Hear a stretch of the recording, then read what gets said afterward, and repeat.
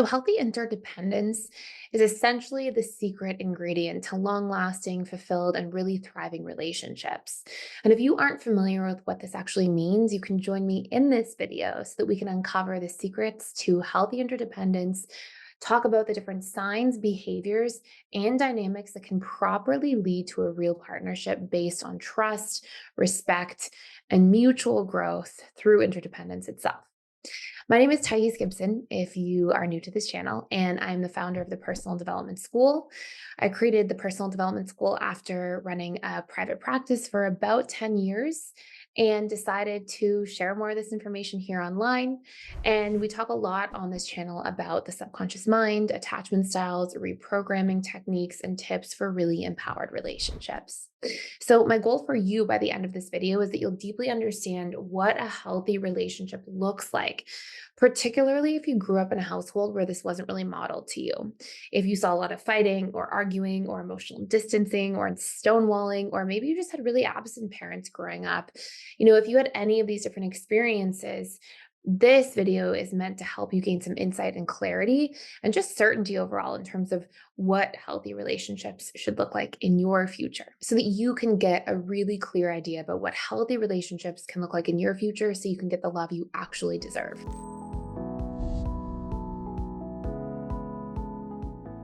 So, first and foremost, we're going to cover five really important characteristics for what a healthy interdependent relationship should look like. And the first characteristic may surprise you as well as the last one. The first characteristic is respect for individuality and actual connection over differences. What I've often found, especially working with so many clients over the years, is that when we take two people who have a lot of differences, they don't have all the exact same interests, they don't see the world through the exact same perspective, that's actually something that tends to drive connection over time rather than ruin it, as long as we're approaching these things in a healthy way. In fact, if you take two people and they're too similar, I've often found that those relationships statistically are less likely to succeed over time. So you've probably heard of trait variety, right? This idea that if somebody, for example, it's an actual biological driver, if somebody really smart, for example, pairs up with somebody really strong, years and years and years ago when we're out trying to survive, we have a better chance at survival. And it's part of where you hear the term opposites attract. We are actually biologically wired to be attracted to people who have differences. And this drives growth because we learn to see things from new perspectives. This drives learning in a variety of different ways that sort of goes hand in hand. And it drives the opportunity for us to learn how to manage differences in a really healthy way. And so, one half of interdependence, interdependence isn't just like, I'm going to rely on you all the time and you rely on me all the time. It's that we actually have a healthy relationship to ourselves where we feel like we can share our true self with our partner and they can respect that we are different from them in different ways and enjoy our differences, learn from one another, share different perspectives for each other, challenge each other through unique perspectives, which often drives growth. So, respect for individuality and an actual ability to connect over our differences is point number one, a really important part of healthy interdependence. Number two, appreciation for similarities and connection over this. It is not one or the other, it's both.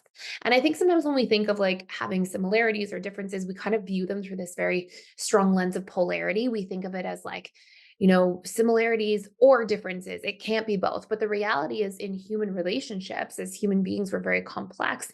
We're going to have a little bit of both on both sides. And we want to be able to appreciate the individuality and individual nature of somebody and appreciate the similarities in the places that we do have shared needs, values, hobbies, interests, desires, and be able to connect over those in healthy ways too. So it's not mutually exclusive. It's a little bit of the best of both worlds. And the way I like to think of healthy interdependence overall, to be quite honest, is it's like I can have a relationship where I know how to self soothe. I can rely on myself. And I know myself well enough to be able to share what I need from you if I need to lean on you or rely on you. And so we have really the ability to kind of master both sides, the relationship to ourselves and our vulnerable sharing of our truth in our relationships to others. Point number three, healthy communication. This is a huge part of healthy, secure, interdependent relationships. And what I mean about healthy communication is that we want to be able to validate each other's needs. We want to be able to validate each other's emotional perspectives, right? If somebody comes to you and says, "Hey, yesterday in front of my family, when you made that comment, it actually landed with me in a painful way. It didn't feel good for me." We want to be able to say, "Okay, I see that. I'm sorry I didn't notice that at the time. Thank you for sharing that with me. I'm going to make an effort to do it, not do it again. I might not be perfect, but I'm going to make an effort to pour into this relationship in this way and to really learn from what you're sharing with me." So through communication, we're looking for vulnerability in there.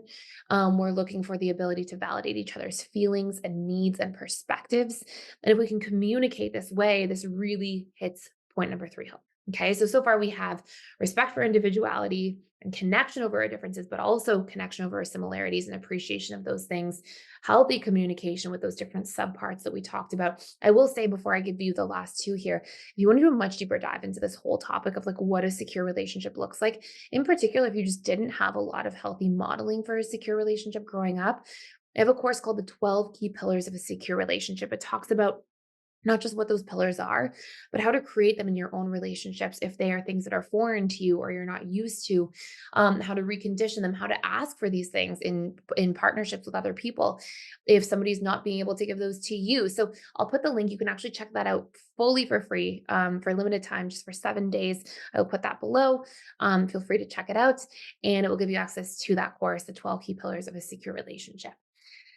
Number four, mutual consideration and support. Healthy relationships, healthy interdependent relationships are not about competition. They are not about comparison to each other. They are not about who has the upper hand or who's winning the power struggle.